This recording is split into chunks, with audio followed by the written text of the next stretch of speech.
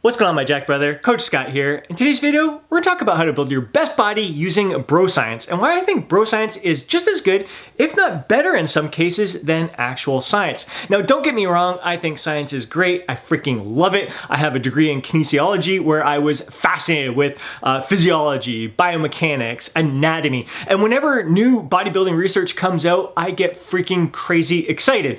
But at the same time, I see science holding a lot of my fellow bros back because they're putting too much faith in it. They are treating it as gospel. For example, with training frequency, they may see a research paper that shows training a muscle group twice per week is best, so they completely abandon the idea of doing a body part split routine or any like super high frequency training. Or with training volume, they'll see that the general guideline is between 10 and 20 sets per muscle group per week, so they will abandon the idea of doing any less volume than that or any more volume than that. And then when it comes to training to failure, they see that training to true momentary muscular failure is no better than leaving a few reps in the tank, and maybe sometimes can be detrimental. So they end up with every set completely like avoiding failure altogether and not realizing that they are a poor judge of what is actual true momentary muscular failure from themselves. So they're actually leaving way more reps in reserve than they possibly can, and really not giving the best effort to their training that they possibly can. And they're treating this research as fact, as there's no other possible solution or explanation.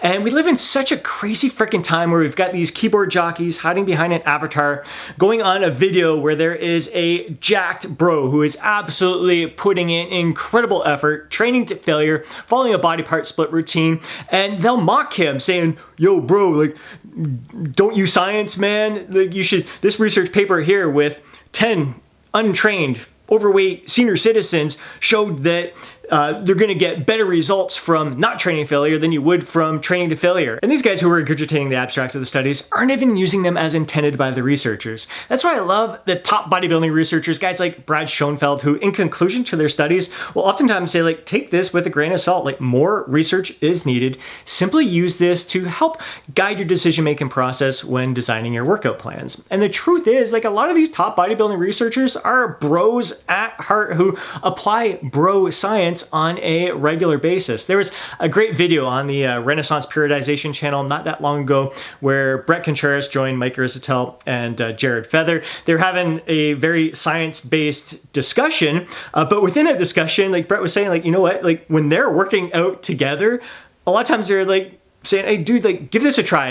How does this feel to you? This is what I feel when I make this subtle little change with my foot position. Do you feel the same thing? And really, that's what bro science is, in my opinion. It's like anecdotal evidence, I guess you would call it, but it's like, hey, this is working for me, give it a try for yourself. The problem is when you present that as fact. Like, bro science isn't fact, and I guess I'm saying, like, a lot of the science stuff isn't fact as well. It's not gospel. It's just a certain little study that produced a result, and sometimes you get a few different studies that you can pair together and see that, all right, because more and more of the research is in alignment, like they're all showing similar things, it's becoming more and more closer to fact, but it's not all gospel. We always need more research. Like, people don't realize how limited bodybuilding research is at this point. And like we said, like, a lot of the evidence that we have is oftentimes in untrained people, in senior citizens, in obese populations. So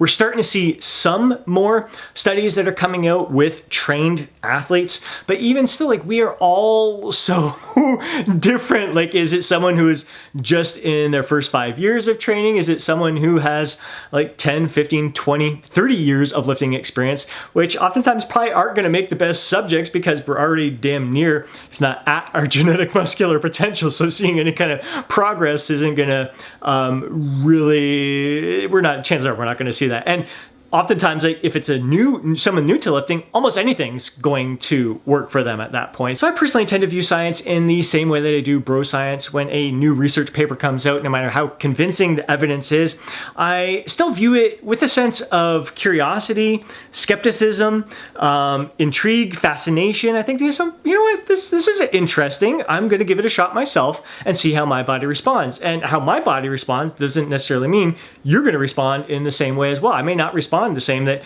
way that some of the subjects did. And if you look at any studies, like the subjects are all over the freaking place. They take that mean result, but I mean, there are non-responders, there are hyper-responders, and everyone in between there. So what matters most is take that, apply it yourself with the best of your abilities, and see how your body responds. And that's exactly what they did for decades and decades before all this bodybuilding research started coming out, and yet they developed some really freaking incredible physiques. Do you honestly think like the physiques of today, with all the evidence, all the research we have at our fingertips, are any better than the physiques of the golden era? I think a lot of people would argue that the physiques of the golden era are better than today, and yet all they had back then was, all right, what are you doing here? Like, what's working for you at this moment? Oh, mate, I'm gonna give that a try myself. And I mean, guys like Arnold, when he had the vision of being in the movies, Reg Park was a big inspiration for him. So like, I wanna look like Reg Park so I can get in these movie roles. What's he doing right now? And then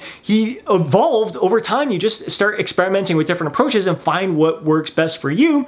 And guys like Dorian Yates and Mike Mentzer, who ended up evolving to a training protocol that was like one set to all out freaking failure. I mean, they did lots of workup sets in there, but it's not like their body was built solely on just that method. It's like it eventually got to the point where that method is what was working best for them in that moment. But they tried all different kinds of training splits, training protocols leading up to that point. And that's really, I think we're missing out on the fun aspect when we rely solely on the science. I think when you combine the bro science with the science, with that sense of curiosity and intrigue, it creates a sense of playfulness. It adds more fun to your training when you have that experimenter's mindset. Like, I freaking love it when a bro would approach me in the gym and I'm doing a pull down. He's like, oh, dude, you should try, like, just change your hand grip a little bit or drive your elbows down in a slightly different way.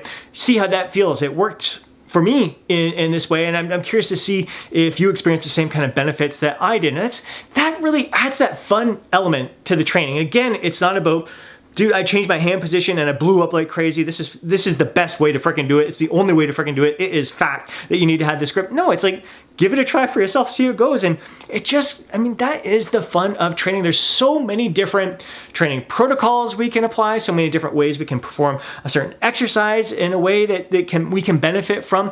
We shouldn't, I think the best thing to have is an open mind in these situations and not be closed-minded and married to a certain training practice or certain training protocol. Like I said, like that's what holds people back when you stick to a certain training frequency, a certain training volume, a certain training split.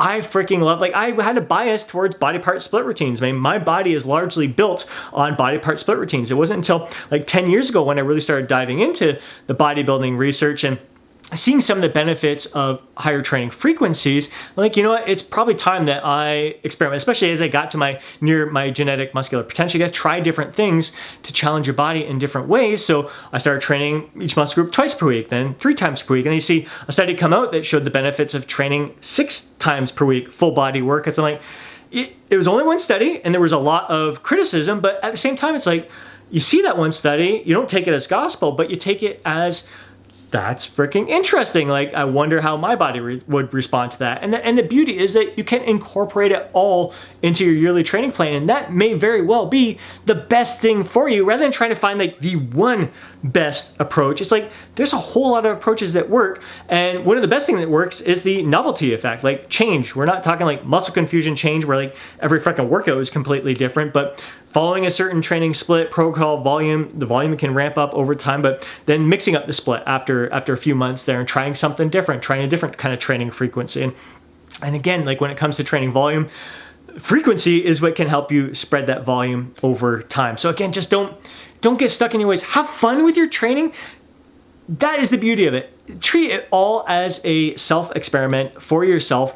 It's bro science at its best. It's just what's working for you? What did this research say? Let's apply it myself, see how it works for me. It may work different for someone else, but that's all you're ever gonna know is if you apply it yourself to the best of your abilities, see how your body responds. And if you wanna say you're going solely by science, well, go by the most recent research. The latest research paper that was a meta-analysis gathering all of the research on training volume, training frequencies, load, all that kind of stuff. And it basically showed everything works. Nothing is better than another. You could do body part split routines. It's not going to be any different than training 2 times per week, 3 times per week. It all works. You can do, you can train in the rep range of 4 to 6 repetitions, or you could train in the rep range of 15 to 20, 20 to 30. It's all going to be the same, produce the same kind of muscle building effects, as long as you're getting close to momentary muscular failure, to momentary muscular failure. All of the stuff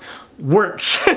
So if you want to say research, it all works. So now, all right, let's just try experimenting with different things and seeing how your body responds. And it's the biggest reason why, like, my biggest pet peeve in the industry right now is, it's mostly on Instagram. I see coaches waving their finger, a big freaking X on the screen there. No, no, no, you shouldn't do an exercise like that. This is the way to do it. There is no right or wrong. You're constantly, I see arguments, people, the chest fly. There's one coach that was like, the research showed that it's best to have your elbows bent. Another coach chimes in, oh no, my research showed that you need to have your arms straight and squeezing together there, and you got to do the certain rotation with your wrist there. You got to have everything in alignment with the muscle fibers there. So some use the EMG, some use based on muscle fibers. Who's right, who's wrong? They're all, experiment yourself. That's the best answer. Try it yourself. How does it feel to you?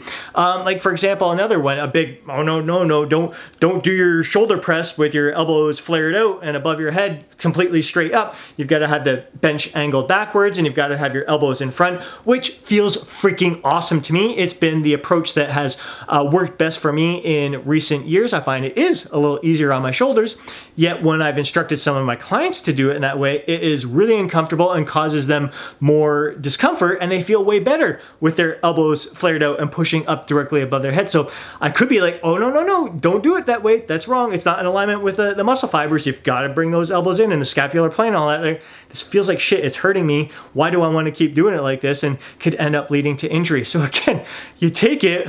What works for you may not work for someone else. What works for someone else may not work for you. But go what feels best for you. Don't be freaking close-minded with all these different things. Just go with what feels right to you, what's producing the best results for you personally. And again, as much as I love science and get excited for new bodybuilding research, I have become more and more cautious with it, especially hearing more and more cases of people kind of fudging the data to show better results than were there. And even people who report on the research, I mean, there's a lot of people who will cherry pick data to favor their own personal biases. It's always funny to see, like, how you get one study, people can take certain evidence that proves one thing, and people can take that exact same study and say, well, it actually proves the exact opposite. So people will cherry pick the data to suit their own personal agenda, so you got to be careful with that. But again, at the same time, I don't want you to be like, I mean, science is freaking awesome, but again, I want you to treat the science the same way you would bro science, and simply use it as an opportunity to experiment with something and see how your body responds. All of that to say, what I encourage you to do is to simply have fun, have an open mind, and be playful. Don't feel like you need to have evidence to support every single thing that you're doing with your training.